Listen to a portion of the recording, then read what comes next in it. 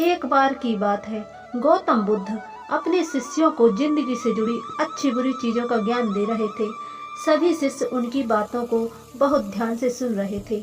उन सभी में एक शिष्य ऐसा था जिसे प्रश्न पूछने की बहुत आदत थी। गौतम बुद्ध के पास गया और उनसे बोला, आप हमें जिंदगी के बारे में जो कुछ सिखा रहे हैं उस सब का क्या फायदा, क्योंकि हम में से कुछ बच्चों से बहुत से बच्चों को ये भी नहीं पता कि हमारे जीवन का मूल्य क्या है और ये जीवन हमारे लिए कितना कीमती है।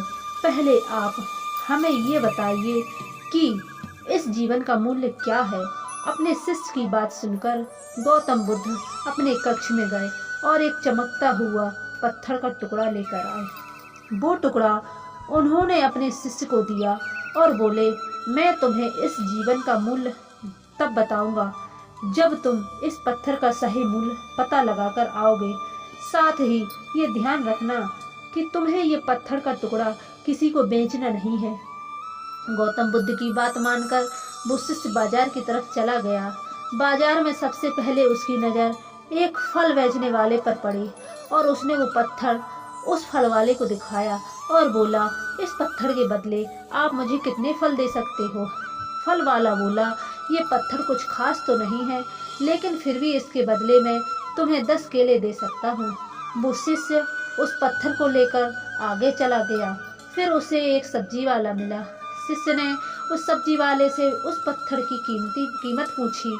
सब्जी वाले ने उस पत्थर को ध्यान से देखा और बोला, इस पत्थर की कीमत के बदले में तुम्हें ज़्यादा से ज़्यादा 1 बोरी भरकर सब्जियां दे सकता हूँ। इसके बाद वो शिष्य उस पत्थर को लेकर एक सोने के व्यापारी के पास गया। उस पत्थर के टुकड़े की चमक देखते ही उस सुनार ने उसकी कीमत 100 सोने के सिक्के लगाए। शिष्य ने वो टुकड़ा बेचने से मना किया तो वो सुनार उसके बदले 200 सिक्के देने को भी राजी हो गया, लेकिन शिष्य ने वो पत्थर नहीं बेचा।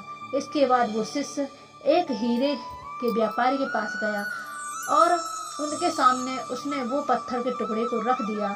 उस पत्थर को देखते ही हीरों के व्यापारी ने एक साफ कपड़ा बिछाया और उस पत्थर को उसके ऊपर रखा। फिर उसकी परिक्रमा की और हाथ जोड़कर उस पत्थर को कपड़े में लपेटते हुए वो बोला, तुम जिसे मामूली पत्थर समझकर उसकी कीमत पूछ रहे हो, असल में ये एक बेशकीमती रूबी है।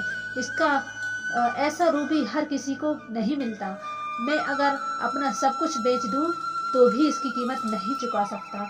उस व्यापारी की बातें सुनकर वो शिष्य हैरान हो गया। वो दौड़ा दौड़ा सीधा बुद्ध के पास आया और उन्हें उसने जो भी कुछ बाजार में हुआ वो सब बताया। उसकी अचरज भरी बातें सुनकर गौतम बुद्ध बोले, तुम्हारे सवाल का जवाब इस रूबी की कीमत में ही छिपा है।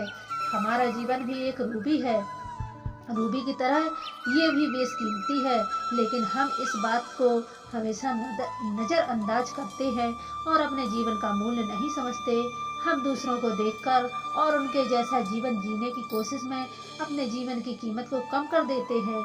हम ये सोचते हैं कि हमारी ज़िंदगी की कीमत वही है जो दूसरे हमें बताते हैं, लेकिन ये बात हमेशा ध्यान रखना कि सामने वाला अपनी हैसियत, बुद्धि और अपनी समझ से हिसाब से तुम्हारी कीमत लगाता है।